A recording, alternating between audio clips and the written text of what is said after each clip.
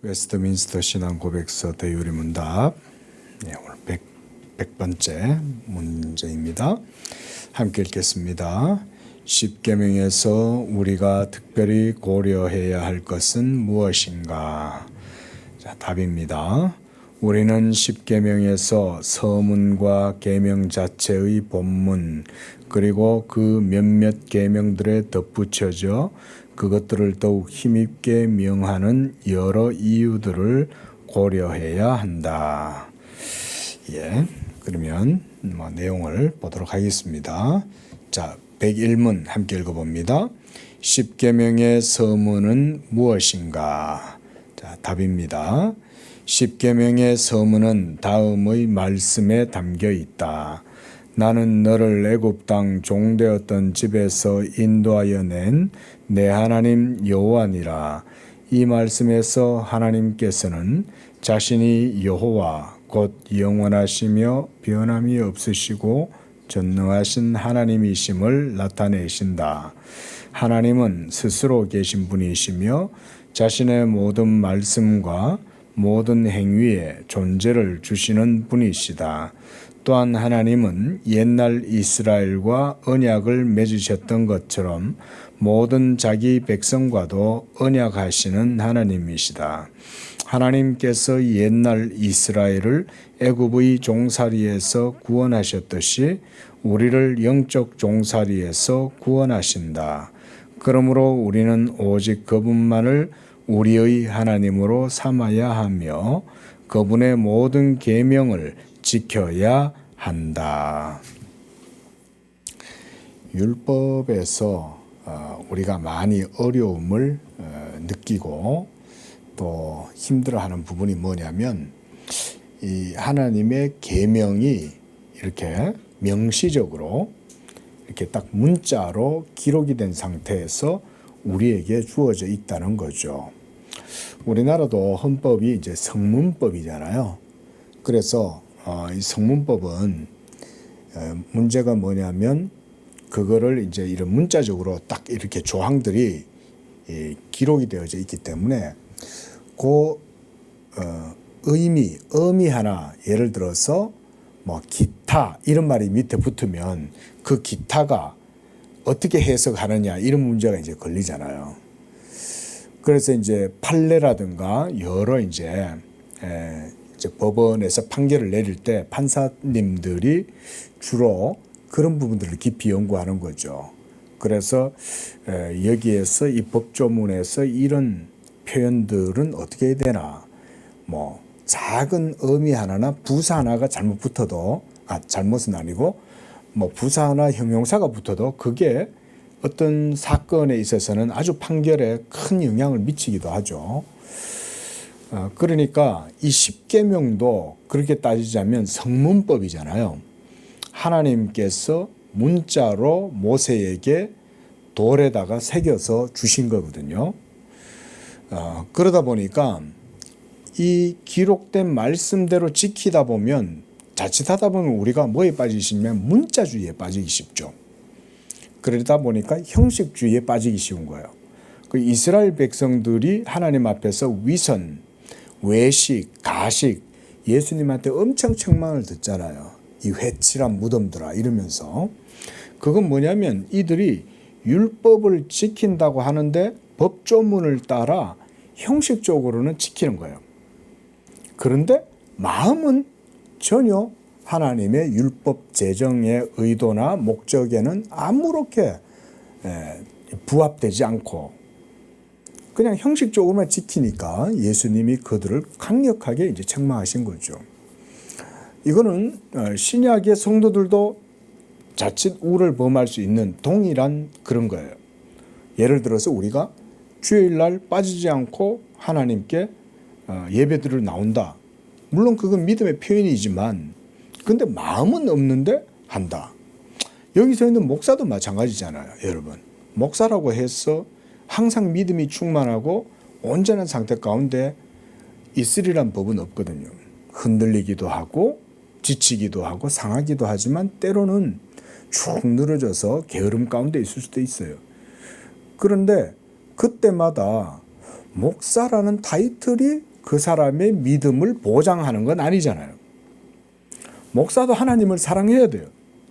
목사도 하나님 앞에 믿음으로 늘 서 있어야 돼요. 늘 성령으로 인도하심을 받아야 돼요. 예?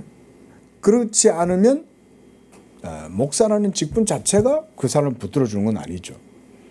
신약의 성도들도 마찬가지인 거죠.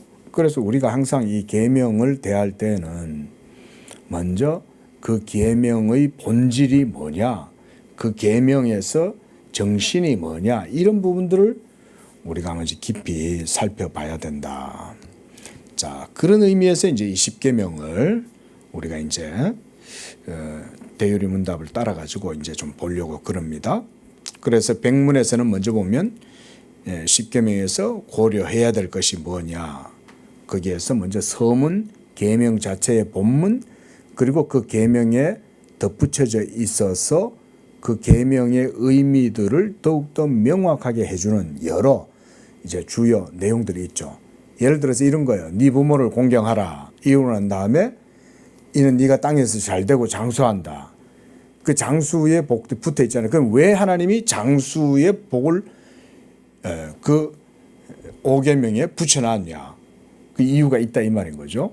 그거는 부모를 잘 공경하는 것 그 자체에도 중요한 의미가 있지만 그 본질적으로 보면 결국 그것은 하나님께 대한 사랑과 또 이웃에 대한 사랑이 그 가운데도 이루어져 있는 거죠. 그래서 우리는 보통 부모 공경의 이 계명을 거기에 부모님에게만 적용하지 않아요.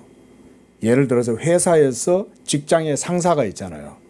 그러면 그것도 그 5계명을 적용해요.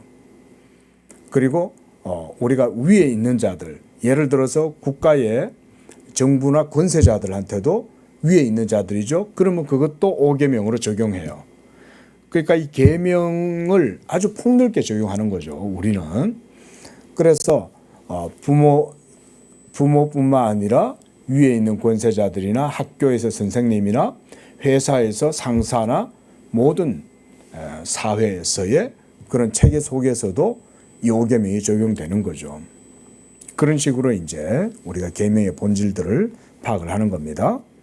그래서 101문에 보면 서문 속에는 이제 다음과 같은 것들이 담겨 있다. 자, 제가 조금 서서를 말씀드렸고 보면 여기서 핵심은 뭡니까?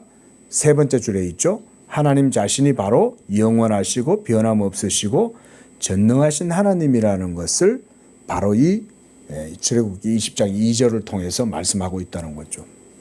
자, 우리가 섬기는 예수님 바로 그분이죠. 우리의 주, 우리의 왕, 우리의 모든 삶의 중심이 바로 이 예수 그리스도신데 그가 영원하고 변함없고 전능하신 하나님이다. 우리가 이렇게 적용을 하면 예수님 이외에 다른 어떤 것도 우리가 섬겨서는 안 되는 거죠. 그렇죠? 예수님으로만 나의 주님으로 삼고 예수님으로만 내 삶의 기초로 삼고 중심으로 삼고, 왜냐하면 그가 영원하고 변함없고 전능하신 하나님이니까.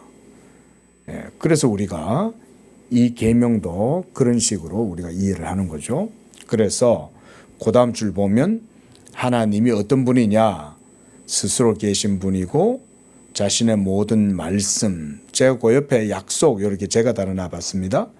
그래서 모든 행위에 존재를 주시는 분이시다. 또한 하나님은 이스라엘과 언약을 맺으셨던 것처럼 오늘날 신약의 자기 백성들과도 언약을 맺으시는 하나님이시다. 자, 우리가 누누이 제가 강조를 드리는 것 가운데 하나가 뭡니까? 우리는 어떻게 신약의 성도들은 하나님과 언약의 관계를 맺느냐? 이거를 제가 항상 강조를 많이 드리죠. 우리는 예수님을 믿는 그 믿음 안에서 하나님과의 언약의 관계가 이루어지는 거예요. 여러분들이 예수님을 믿으면 언약적으로 말하면 하나님과의 언약을 여러분이 수락하는 거예요. 그렇게 보시면 돼요. 그래서 이제 예수 믿음으로 우리는 하나님의 언약 안에 들어가게 되는 겁니다. 그랬던 것처럼 바로 그 언약의 하나님이 출애굽기 20장 2절에서 말씀하신 것처럼 우리에게도 말씀하신다. 예를 들어서 구약의 이스라엘 백성들은 애굽에서 이끌어내셨잖아요. 그러면 신약에 예수 믿는 우리는 어디서 이끌어내셨어요? 이 죄악된 세상, 바벨론과 같은 세상, 이 애국과 같은 세상에서 하나님이 우리를 이끌어내어서 예수 그리스도가 구원자가 되시잖아요. 그래서 예수님이 우리를 이끌어내실 때에는 자기 자신이 구원자가 되시고 자기 자신이 구원을 이루시고, 그래서 그 복음, 그 십자가의 이루신 복음을 통해서 우리를 이 애굽과 같은 죄의 종로로 타고 사망에 찌눌려서 무능력하고 또 사탄과 사망의 권세 아래 아무것도 못하고 사로잡혀 있는 우리를 이끌어내신 분이잖아요. 그렇게 보면 사실은 출애굽기 20장 2절은 구약의 이스라엘 백성들에게만 하시는 말씀이 아니라 우리 예수 믿는 성도들에게도 동일하게 주시는 말씀이죠.